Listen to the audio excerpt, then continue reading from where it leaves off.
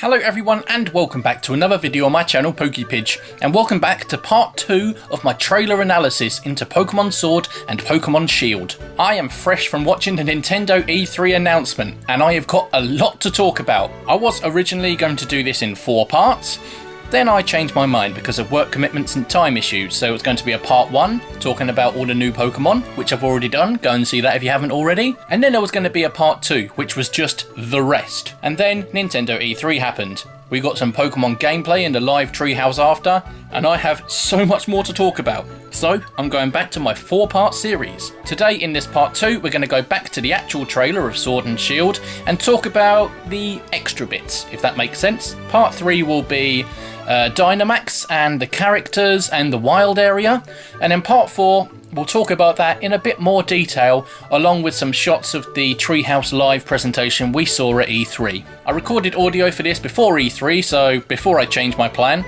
so in this video if I say I'll talk about that later, what I mean is I'll talk about that in part 3. But for now, without further ado, let's get straight into it. So first things first, we see a nice little town here. You've got the smoking chimneys, a nice train station there on a brick tunnel. Looks very British.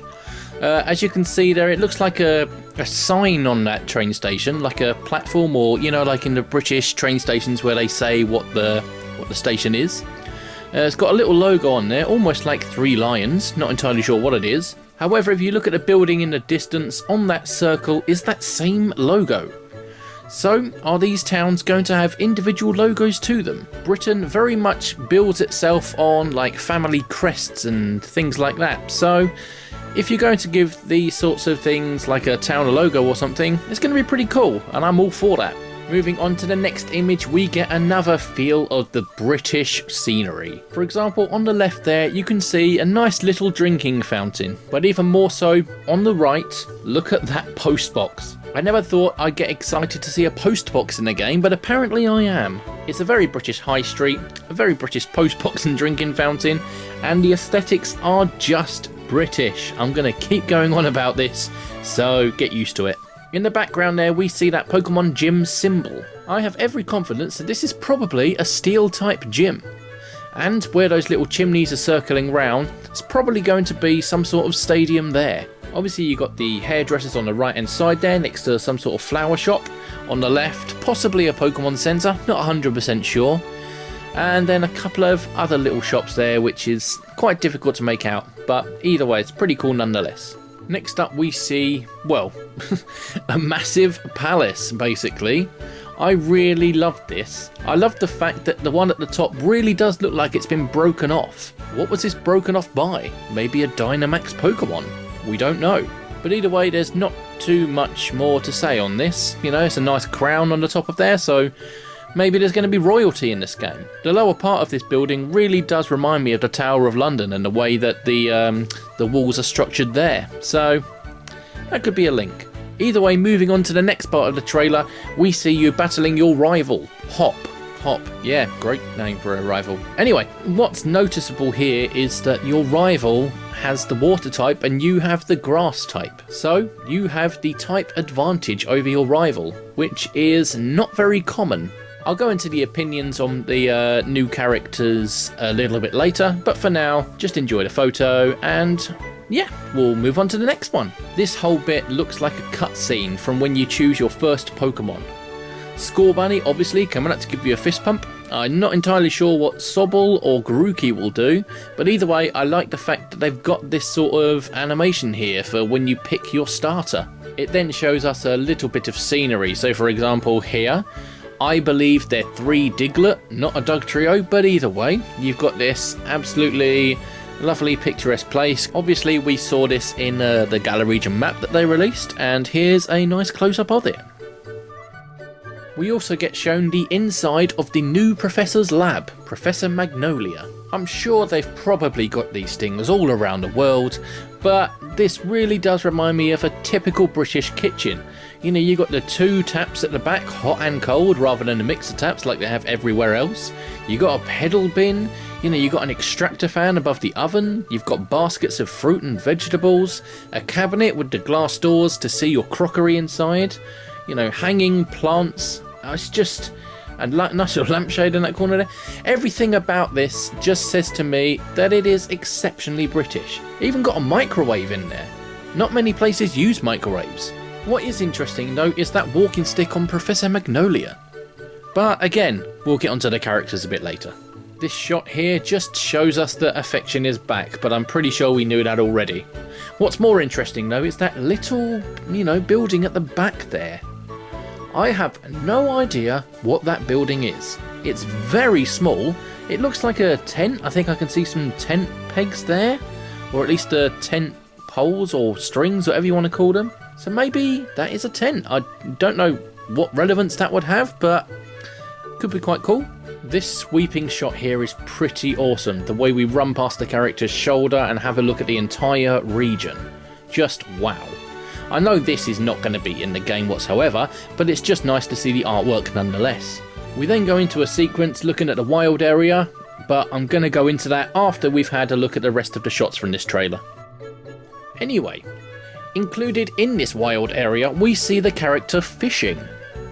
I don't know if this is going to be exclusive to the wild area, I hope not, but either way it shows how the fishing mechanic is going to be working. It looks like we're going for the same exclamation mark above the head, press A when you see a fish type style, so it's good to see that that's still around. And the way of capturing berries seems to be different. Obviously these look like they're just sort of placeholder type styles, they don't actually look like any berries we've seen already. But you shake trees to get berries. I quite like that. I'm hoping they have some sort of berry growing feature and you don't just go around finding berries, or you have to go to a Poképelago to, grow them. I hope they actually have a dedicated area like they did in X and Y, so fingers crossed. Here we get a look at the grass type gym. And again, I know this is going to sound really medial and boring, but I love the fact that they've got metal railings and traffic cones, because that is a very British way of controlling an event. But either way, let's get inside this stadium and have a look at that cheering crowd. Very cool. They're all wearing the same colour, it's the grass type gym, so they're obviously cheering for the gym leader, so you are very much on your own on this one. But either way, it's going to be pretty damn cool. Inside the stadium, you're going to be having what looks like a new form of Rotom, the Rotom camera. In the trailer they said that most gym battles are going to be broadcast on television wherever possible. So these Rotom cameras are literally broadcasting to the television and then onwards to people all around the region. I thoroughly, absolutely love that. I think that's a great touch. First of all, you're having a gym battle surrounded by a stadium full of people, and not only that, you have the knowledge of knowing that there are people all around the region watching it on television. That's damn cool. If they do that just for simple gym battles, what on earth are they going to do for the Elite Four? We'll see. A little bit after this part of the trailer, which specialises in the Dynamax feature, we see the fact that they try and make Pokemon and people work together, almost like they do in Rhyme City in the Detective Pikachu film. In this shot we see a Badoo. Not entirely sure what its purpose is in this reception office area. However, it's nice to see that people and Pokemon are getting along well. The guy there looks like he's having a good time, so we'll let them carry on. I absolutely loved this little shot. I do not like Wynaut, however, this shot is adorable. It's playing Hopscotch. Yet again, another British game. What's pretty cool in the background is that Octillery logo. Can you see it? It's right above a fire station. What would have been even more impressive is if they had the Squirtle up there for the Squirtle squad, but I guess that's pretty exclusive to the anime. Either way, Octillery is a water type.